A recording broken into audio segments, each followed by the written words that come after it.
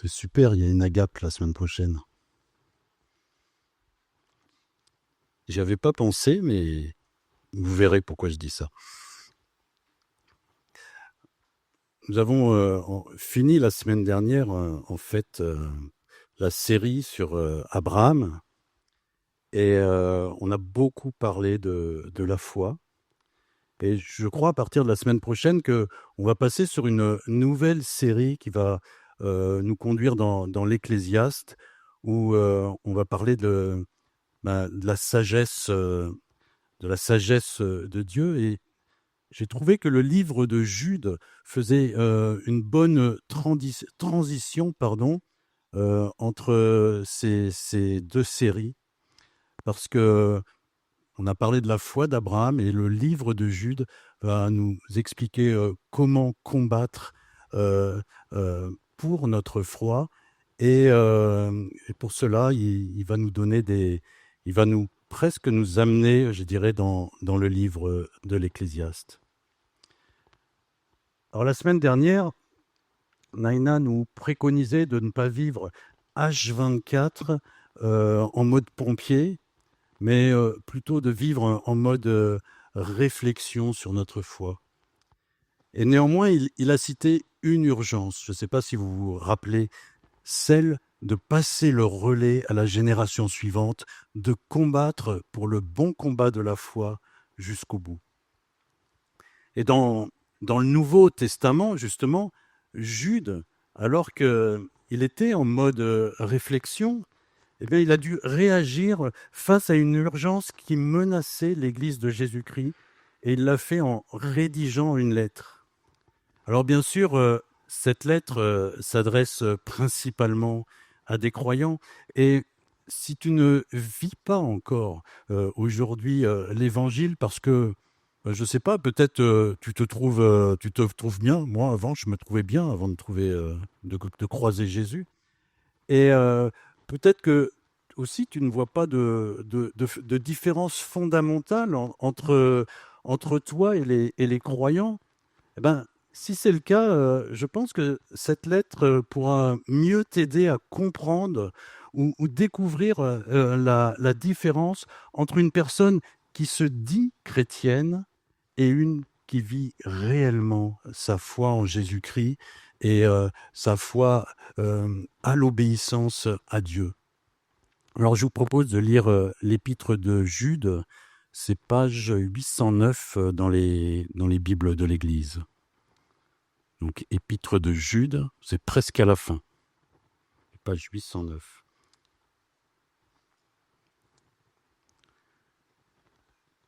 De la part de Jude, serviteur de Jésus-Christ et frère de Jacques, à ceux qui sont appelés, qui sont saints en Dieu le Père et gardés pour Jésus-Christ, que la compassion, la paix et l'amour vous soient multipliés. Bien-aimés, alors que j'avais le vif désir de vous écrire au sujet du salut qui nous est commun, j'ai été contraint de vous envoyer cette lettre afin de vous encourager à combattre pour la foi transmise aux saints une fois pour toutes. Il s'est en effet glissé parmi vous certains hommes dont la condamnation est écrite depuis longtemps. Ces impies transforment la grâce de notre Dieu en débauche et renient Dieu, le seul Maître et notre Seigneur Jésus-Christ. Je veux vous rappeler, à vous qui le savez bien, que le Seigneur, après avoir sauvé le peuple en le faisant sortir d'Égypte, a fait ensuite mourir ceux qui s'étaient montrés incrédules. Quant aux anges qui n'ont pas conservé leur rang, mais ont abandonné leur demeure propre, il les a enchaînés éternellement dans les ténèbres pour le jugement du grand jour.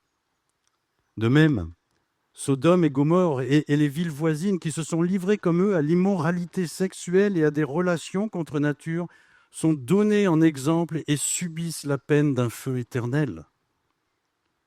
Malgré cela, ces hommes adoptent une attitude semblable. Entraînés par leur rêverie, ils souillent leur corps, rejettent toute autorité et insultent les êtres glorieux. Or, lorsqu'il discutait avec le diable et lui disputait le corps de Moïse, l'archange Michel n'a pas osé porter de jugement insultant contre lui, mais a dit que le Seigneur te punisse. Eux, par contre, parlent d'une manière insultante de ceux qu'ils ne connaissent pas et se détruisent par tout ce qu'ils savent d'instinct, comme des bêtes sans raison. Malheur à eux, car ils ont suivi la voie de Caïn, ils se sont jetés pour un salaire dans l'égarement de Balaam, ils se sont perdus en se révoltant comme Corée. Ce sont des écueils dans vos agapes, où ils festoient sans scrupule et ne prennent soin que d'eux-mêmes. Ce sont des nuages sans eau emportés par les vents, des arbres d'automne sans fruits, 2 fois morts, déracinés, des vagues furieuses de la mer qui rejettent l'écume de leurs impuretés, des astres errants auxquels l'obscurité des ténèbres est réservée pour l'éternité. C'est aussi pour eux qu'Enoch, le 7e depuis Adam, a prophétisé en ces termes. Voici que le Seigneur est venu avec ses saintes troupes pour exercer un jugement contre tous et pour faire rendre compte à tous les impies de tous les actes d'impiété qu'ils ont commis et de toutes les paroles dures qu'en pécheurs impies ils ont proférées contre lui. Toujours mécontents, ces hommes se plaignent sans cesse de leur sort et marchent suivant leurs désirs. Ils tiennent de grands discours et flattent les gens par intérêt. Quant à vous, bien-aimés, souvenez-vous de ce que les apôtres de notre Seigneur Jésus-Christ ont annoncé. Ils vous disaient, à la fin des temps, il y aura des moqueurs qui vivront en suivant leurs désirs impies. Ce sont ceux qui provoquent des divisions, sont dominés par leur nature propre et non pas l'esprit. Quant à vous, bien-aimés, édifiez-vous vous-même sur votre très sainte foi et priez par le Saint-Esprit. Maintenez-vous dans l'amour de Dieu en attendant le jour où la compassion de notre Seigneur Jésus-Christ sera manifestée pour la vie éternelle. Ayez compassion des uns en faisant preuve de discernement. Quant aux autres, sauvez-les avec crainte en les arrachant au feu, en détestant jusqu'aux vêtements souillés par leur contact. À celui qui peut vous garder de toute chute et vous faire paraître devant sa gloire irréprochable et dans l'allégresse, oui, à Dieu seul sage, qui nous a sauvés par Jésus-Christ notre Seigneur, appartiennent gloire, majesté, force et puissance avant tous les temps, maintenant et pour l'éternité. Amen. Alors, Jude n'est pas un apôtre, mais il est un serviteur de Jésus-Christ, au verset 1. Et à la vue de sa lettre, on peut affirmer qu'il avait une parfaite connaissance de l'histoire d'Israël, tant les références à la Bible ou à la tradition juive sont nombreuses et servent à appuyer ses arguments, comme pour dire l'Évangile. Ce n'est pas un nouveau concept opposé à ce que Dieu et vos ancêtres vous ont transmis depuis Abraham. En conséquence, cette lettre s'adresse initialement à des églises composées en majorité de juifs qui ont reconnu en Christ le Messie promis par les prophètes de l'Ancien Testament. Néanmoins, l'introduction est claire, c'est une lettre universelle pour l'Église de Jésus-Christ.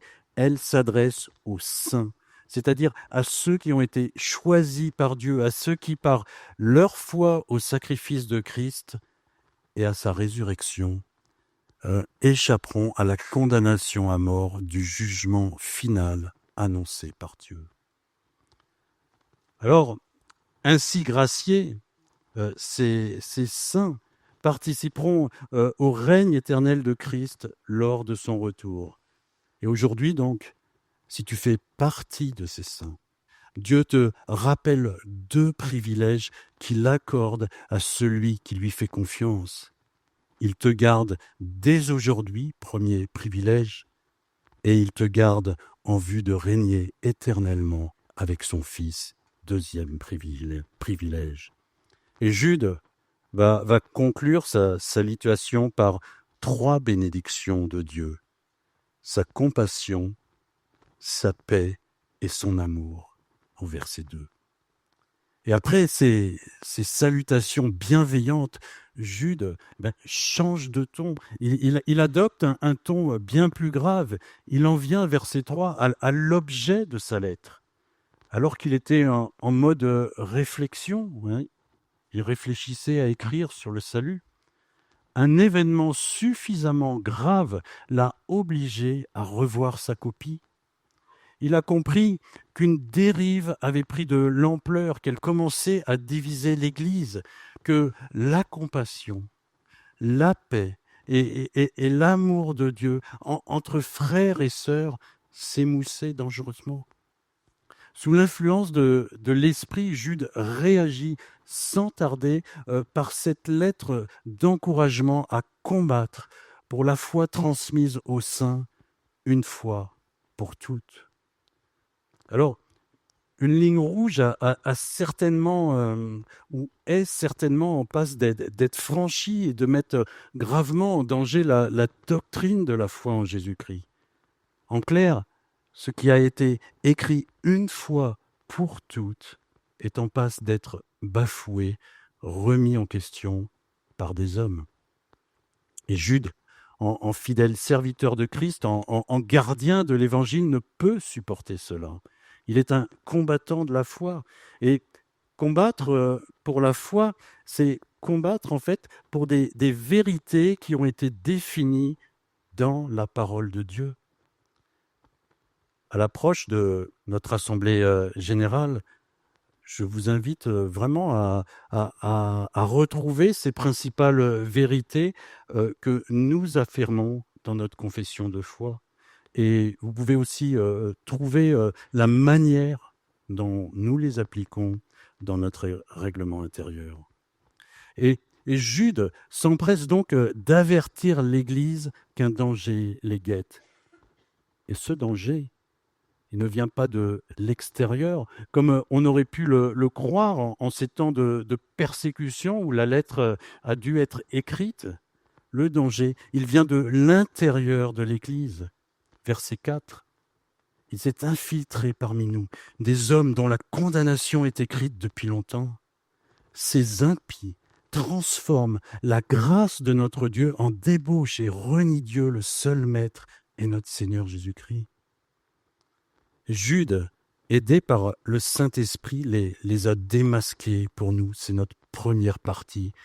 Versets 5 à 16, le portrait robot de l'impie.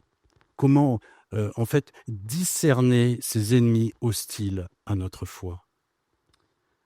La Bible les appelle impies, faux prophètes, faux enseignants, et leur but est triple, nous l'avons lu, transformer la grâce de Dieu pour justifier et se permettre de vivre dans la débauche, renier la souveraineté de Dieu et remettre en cause la seigneurie de Christ. C'était le verset 4. Pour identifier ces personnes déjà condamnées depuis longtemps, Jude ne rentre pas dans un argumentaire théologique. Il commence en s'appuyant sur 3 passages de l'histoire biblique qui concernent des groupes d'hommes pour mettre en évidence en fait les conséquences du comportement de ces impies. Et le premier détail qu'il nous donne, c'est attention, méfiez-vous de ceux qui remettent en question le salut par grâce. C'est-à-dire le salut par la foi uniquement en la providence de Dieu par Jésus-Christ. Il le fait en citant l'histoire de la libération de l'esclavage du peuple juif. En effet, une fois sauvés par Pharaon, une partie n'a pas cru que Dieu les garderait pendant la traversée du désert pour les mener au pays de la promesse. Et cette partie s'est montrée incrédule vis-à-vis de la parole de Dieu. Et Jude nous rappelle la condamnation liée au manque de foi, c'est-à-dire à l'incrédulité. Verset 5, le Seigneur les a fait mourir. Tout groupe de personnes ou personne qui chercherait dans l'Église à enseigner un salut différent de celui par pure grâce de Dieu par Jésus-Christ, c'est-à-dire un salut incorporant insidieusement ou pas d'autres éléments, est un faux prophète. Peut-être que l'exemple le plus connu de l'histoire de l'Église est celui des indulgences à la, à la période de la Réforme, mais déjà bien avant, qui consistait contre finance à obtenir le pardon des fautes. Remettant ainsi en cause l'efficacité du don gratuit de la vie de Christ à la croix pour le pardon de nos péchés, une fois pour toutes. Verset 6, un deuxième indice. Et il est illustré par une histoire de révolte d'anges qui certainement fait allusion à Genèse 6, lorsque les fils de Dieu, c'est-à-dire les anges, pense-t-on, prirent les femmes des hommes au lieu de rester là où Dieu les avait placés pour accomplir une mission. La conséquence de cette insoumission, de cet abandon de mission est bien sombre. Enchaînés éternellement dans les ténèbres pour le jugement du grand jour. Abandon de mission, insoumission, manque de crainte de l'autorité de Dieu sont des faits qui caractérisent le faux prophète et là aussi mettent en danger l'Église. Troisième indice, verset 7, destruction de Sodome et Gomorrhe. Alors, qu'apporte cet indice à notre portrait robot ? C'est simple, toute personne ou groupe de personnes qui prônent une sexualité différente du modèle décrit dans la Genèse, dans Genèse 2, est un faux prophète destiné à un feu éternel.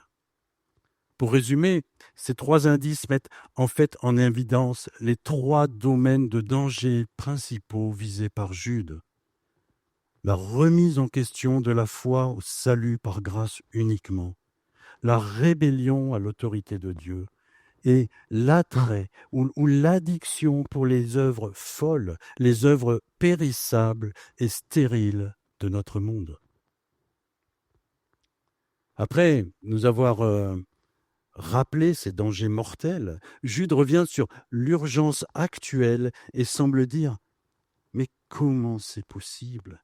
Comment ces hommes peuvent-ils ne pas tirer de leçons de leur propre histoire, celle de leurs ancêtres ? Malgré tous ces avertissements, ils n'ont pas changé de vie. C'est verset 8, ils vont droit à la catastrophe. Ils commettent les mêmes erreurs. C'est un peu pareil de nos jours encore. Combien de personnes aujourd'hui meurent dans des déserts spirituels parce qu'elles n'ont pas pleinement et simplement cru en l'œuvre de Dieu par Jésus-Christ et sont allées chercher ailleurs? Combien de personnes se sont enfermées dans des situations inextricables parce qu'elles ont bafoué l'autorité de Dieu? Et enfin, qui dans sa vie n'a pas encore croisé une personne détruite par la débauche, directement ou indirectement? Et Jude continue sa lettre d'encouragement, sachant que ces hommes impies, une fois infiltrés dans l'Église, verset 19, provoquent des divisions parce qu'ils sont dominés par leur propre nature, parce qu'ils vivent sans l'Esprit de Dieu. Jude ne veut pas que de telles personnes viennent répandre leur mauvaise odeur, leur mauvaise influence dans l'Église. Et il en vient à l'origine du problème, aux causes des dérives des faux prophètes, de ces hommes impies. Verset 8, « Entraînés par leur rêverie, ils souillent leur corps, rejettent toute autorité et insultent les êtres glorieux. » Entraînés par leur rêverie. Être entraîné par ses propres rêveries, c'est se laisser séduire par nos propres désirs et les satisfaire. C'est en fait considérer nos pensées au-dessus de la pensée du Seigneur. C'est se moquer de son autorité pour se croire plus grand que lui en rejetant ses vérités. C'est l'insulter, c'est lui manquer de respect, c'est ne pas le craindre. C'est vouloir prendre sa place pour définir ce qui est bien de ce qui est mal. Et ça, mes amis, c'est un comportement qui vient du diable, c'est un comportement qui vient du séducteur de nos cœurs. Et Jude confirme ce danger en se référant, verset 9, à l'attitude de l'ange le plus important de la Bible, l'archange Michael. Cet ange nous dit, nous dit l'histoire, ne s'est pas permis de porter un jugement sur Satan. Satan, l'ex-ange que Dieu a déchu. Il ne s'est pas permis de l'insulter. Il a simplement dit que le Seigneur te punisse. Immédiatement derrière, pour bien que nous comprenions, Jude, verset 10, en parlant des faux prophètes, dit « eux ». Par contre, ils parlent d'une manière insultante de ceux qu'ils ne connaissent pas et se détruisent par tout ce qu'ils savent d'instinct, comme des bêtes sans raison. Mes amis, nous sommes appelés à être des ambassadeurs pour propager le royaume de Christ ici-bas et non pas des influenceurs pour nos intérêts personnels, pour que nous puissions nous laisser entraîner dans nos désirs, dans notre propre souillure, en toute impunité, comme des bêtes sans raison. Nous avons été rachetés à un grand prix pour représenter Dieu. Nous ne cherchons pas à grandir aux yeux des hommes. Cette semaine, un groupe de personnes s'est permis de se placer au-dessus de l'autorité de Dieu en adoucissant, enfin en confirmant, l'adoucissement d'un des 10 commandements par un vote individuel. Et souvent, à Noël, à Pâques, les prédicateurs exhortent les chrétiens à utiliser ces fêtes universelles pour parler de l'Évangile. Tiens, d'ailleurs, au passage, c'est bientôt Pâques. Hein. Mais,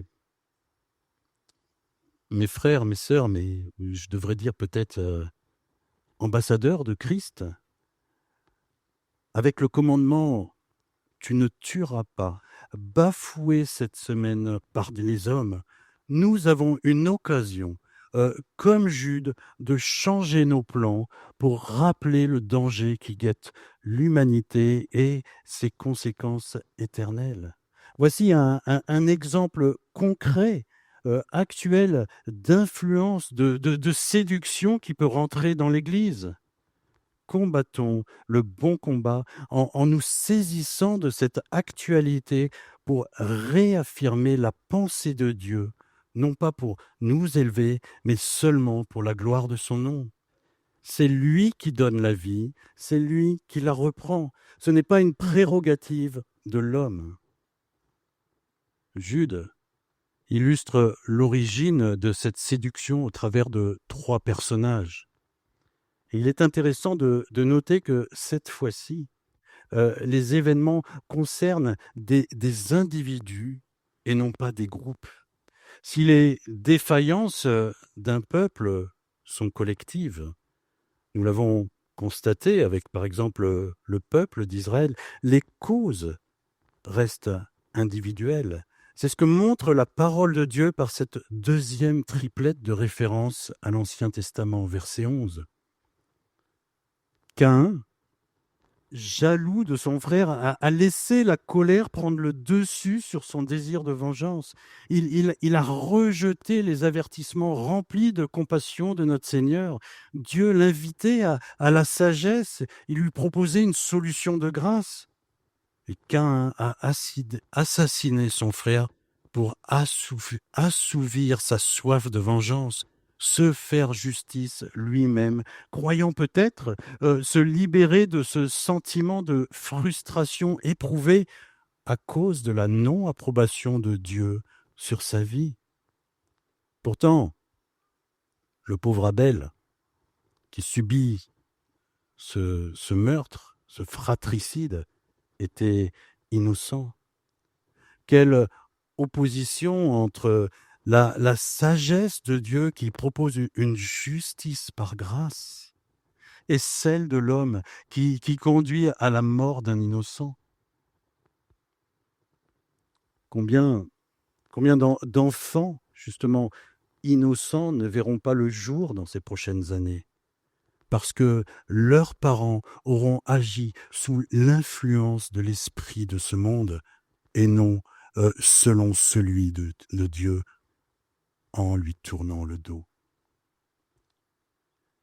La deuxième illustration pointe un faux prophète cherchant pour son bien personnel, par avidité, à influencer le peuple de Dieu. Ils se sont jetés pour un salaire dans l'égarement de Balaam.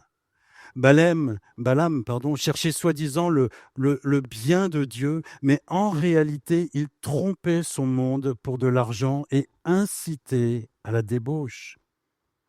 Et 2 Pierre 2, versets 14 et 15, présente le résultat de cette influence sur le peuple de Dieu. Ils ont les yeux pleins d'adultère et insatiables de péché. Ils amorcent les âmes mal affermies. Ils ont le cœur exercé à la cupidité. Ce sont des enfants de malédiction. Après le rejet de la grâce de Dieu de Caïn et la convoitise de Balaam, l'histoire du Lévite Coré dans Nombre 16, si vous la cherchez. C'est un homme assoiffé de pouvoir qui se révolte contre l'autorité établie par Dieu en y entraînant 250 personnes qui malheureusement y trouvent la mort. Et ces 3 exemples mettent tout particulièrement en évidence une cause commune: l'égocentrisme, le désir de satisfaire à son propre besoin, le désir de vivre pour soi-même indépendamment de la pensée de Dieu, de la parole de Dieu, unique source de la vie. Le discours des faux prophètes peut être séduisant, mais les fruits bien décevants, voire mortels, nous l'avons vu.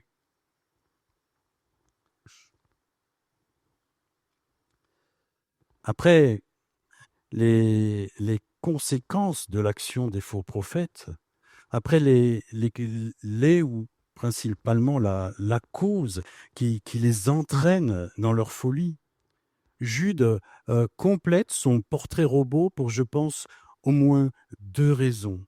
La première, c'est que tout le monde ne connaît pas forcément l'histoire biblique, en particulier ceux qui viennent peut-être pour la première fois ou depuis pas très longtemps à l'Église.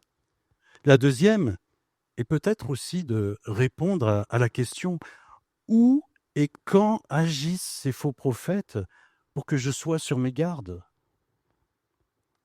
C'est un peu quand vous faites un safari pour observer les animaux. Vous vous renseignez avant pour être sûr de pouvoir les observer, de pouvoir en tirer le portrait. Et je me permets cette comparaison parce que Jude, un auteur biblique, nous la suggère au verset 10 en comparant les impies à des bêtes sans raison. Versets 12 et 13. Tu veux les voir, les faux prophètes? Viens aux agapes.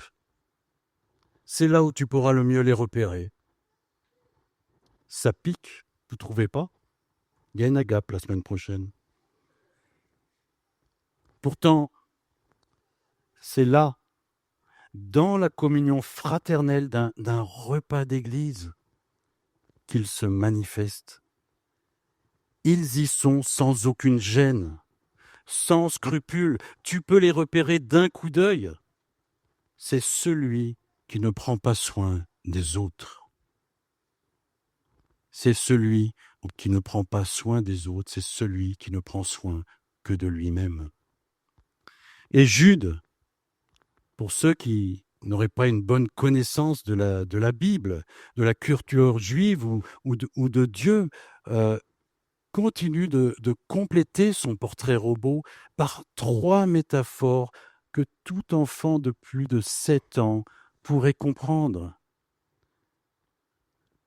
Le résumé serait: toute vie centrée sur soi-même, sur ses propres désirs est inutile, signe de perdition, de danger pour les autres et condamnée à une mort éternelle dans les ténèbres. Jugement confirmé et résumé dans les versets 14 à 16 par une référence à la tradition juive, appuyée sur des faits appuyés sur des faits rédigés dans un langage direct en 4 affirmations. Le faux prophète est condamné parce qu'il n'est jamais content, parce qu'il se plaint sans cesse de son sort. Il ne pense qu'à sa pomme, qu'à ses désirs. Il tient de grands discours, mais sous-entendu, derrière, c'est vide. Et enfin, il flatte les gens par intérêt. Alors, question, pourquoi Jude insiste-t-il autant et de tant de manières différentes sur son portrait robot? Verset 8, Jude explique que des hommes ont subi des condamnations parce qu'ils ont refusé de changer malgré des avertissements. Alors, quand on médite ce texte, au début, on ne se sent pas vraiment très concerné, mais progressivement, avec l'aide du Saint-Esprit, j'imagine que chacun d'entre nous réalise que nous ne sommes pas complètement innocents. Chacun de nous peut retrouver dans ses pensées, dans son comportement, dans ses regards ou ses paroles, chacun de nous peut y retrouver des traces ou des similitudes avec le portrait robot du faux prophète. Celui que Jude nous a présenté comme pour nous dire: remets-toi d'abord en question. Il ne s'agit pas de lancer ce matin dans l'église une chasse aux faux prophètes, de se tourner à droite, à gauche, lui, non.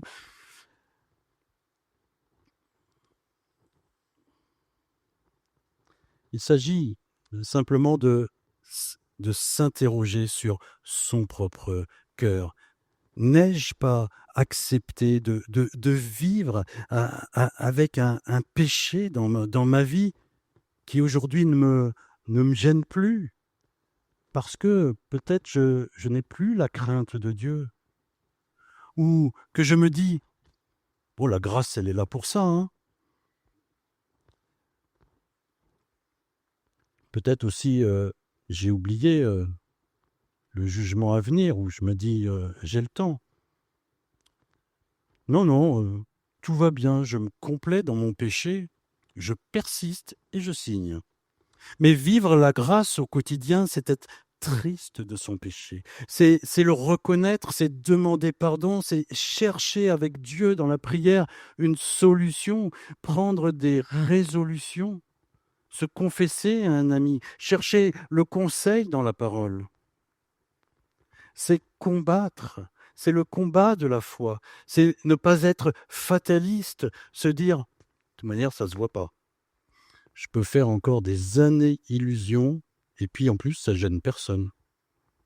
Ouais, je pense qu'il faut pas rire, ce sont des petites choses comme, se dire: «Avec mon âge, moi je peux plus changer» ou bien, «Je suis râleur, ouais, ouais, c'est vrai, je critique tout, c'est jamais fait comme je veux, mais c'est ma nature, je n'y peux rien». Ou peut-être es-tu flatteur, comme on l'a vu, pour séduire et puis avoir quelque chose en tête, espérer un retour. Il y aurait tant d'exemples. Aussi, ce que je vous propose, c'est d'en parler pendant les groupes de quartier cette semaine. Mais Dieu, une chose est sûre, ne nous abandonne pas dans ce combat pour la foi. Il nous laisse des moyens pour lutter, c'est notre dernier point. Cela commence, je dirais, par veiller sur nous-mêmes. Versets 17-18. Pour rester droit, soyons d'abord réalistes. Soyons conscients du danger. Souvenons-nous des avertissements de la parole de Dieu, ceux des vrais prophètes, ceux des apôtres et bien évidemment ceux de Christ. Nous ne sommes pas dans un temps de bisounours. Il ne s'agit pas non plus d'être apeuré, terrorisé, mais ne pas tomber dans le déni ou un excès de confiance en soi-même. Restons humbles. Deuxième chose, versets 20 et 21, se maintenir dans l'amour de Dieu. Dans le texte original, c'est le seul impératif utilisé par Jude dans ces versets. Et en fait, ça donne pour vous, bien-aimés, vous édifiant vous-même sur votre très sainte foi et priant par le Saint-Esprit, maintenez-vous dans l'amour de Dieu en attendant la miséricorde de notre Seigneur Jésus-Christ pour la vie éternelle. Alors comment?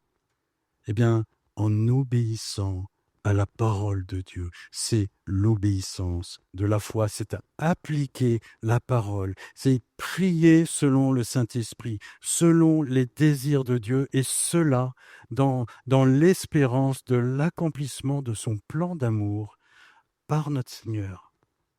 Il y a ici l'idée de se préserver dans la lutte contre le péché en étant conscient que nous ne sommes pas encore pleinement arrivés dans la présence du Seigneur. Nous portons encore notre vieille nature. Et il va s'agir concrètement de ne pas se laisser influencer par l'extérieur, par des pratiques de notre société pour lesquelles des faux prophètes accordent de nos jours une tolérance, alors que la parole de Dieu les condamne fermement. À l'Institut biblique, un prédicateur nous avait parlé de 3 P pour se maintenir dans l'amour de Dieu: la parole, la prière et la persévérance. Mais que faire par rapport à un frère, par rapport à une sœur qui s'est déjà laissé embarquer dans une fausse doctrine? Verset 22, Jude nous demande d'avoir compassion d'eux, mais de ne pas être aveugle. Il y a tant de sujets où la société actuelle peut nous influencer sournoisement par son orientation, par sa pression à exclure l'enseignement des valeurs bibliques au profit d'une liberté de pensée complètement open. Ne méprisons pas ce frère ou cette sœur qui flirte avec la ligne rouge, mais invitons cette personne à se focaliser non pas sur les attraits du monde périssable, mais sur sa relation avec Dieu en vue de quelque chose de plus grand, en vue de l'éternité dans la présence du Seigneur. Par contre, verset 23, pour ceux qui se sont clairement engagés au-delà d'une ligne rouge, qui se sont carrément égarés dans une fausse doctrine. Jude, là encore, rempli d'amour, nous propose une autre méthode, toujours de la compassion. Le but reste de les sauver, le but, ce n'est pas de les enterrer. Néanmoins, là, il faut agir avec de grandes précautions, avec crainte, parce que notre chair reste faible. Nous pourrions, à leur contact, être tentés de baisser les bras, nous pourrions être contaminés, tant le pouvoir de séduction de l'adversaire de nos âmes est puissant. Pas de risque inutile, nous dit Jude. Préférez couper tous les liens avec le faux prophète. C'est la meilleure façon d'espérer les sauver et d'éviter de se brûler soi-même. Paul, dans l'Épître aux Romains, dit, chapitre 12, « Ne te laisse pas vaincre par le mal, mais surmonte ou combat le mal par le bien. » Le bien, là, c'est éviter tout contact avec celui qui a franchi la ligne rouge. Et un peu plus loin, Paul enchaîne, « Celui qui aime les autres a accompli la loi.